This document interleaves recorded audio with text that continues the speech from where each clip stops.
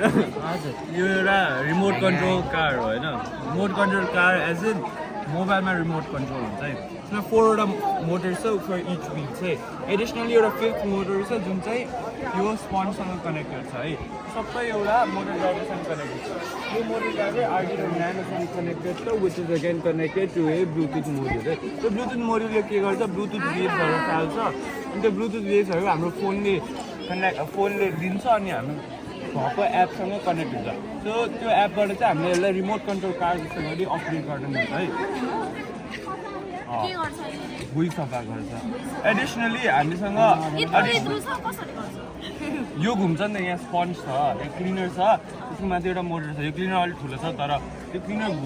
motor घुमेपछि cleaner नि घुम्छ नि त अनि त्यसले गर्दा भुइँको डस्टहरू सबै सफा गर्छ एडिसनली हामीले यतापट्टि एउटा वाटर पम्प राखिदियो भने त्यो फोनको एपबाट हामीले कति पानी कति बेला फाल्नु मिल्छ भनेर राख्नु मिल्छ अनि पानी फालिसकेपछि चाहिँ अब पानी र यो स्पन्जले गर्दाखेरि भुइँ त सफा भइहाल्यो नि अभियसली होइन त्यही हो अनि यो प्र्याक्टिकल छैन त एप हुन्छ ब्लुटुथ मोड्युलसँग तर अहिले चाहिँ यो अघि बसमा खस्यो क्या त्यही भएर वायरहरू बिग्रेको छ त्यही भएर अहिले अलिक चल्दैन तर बसै एक्सिडेन्ट भएको थियो क्या अघि उता लोकन थलीमा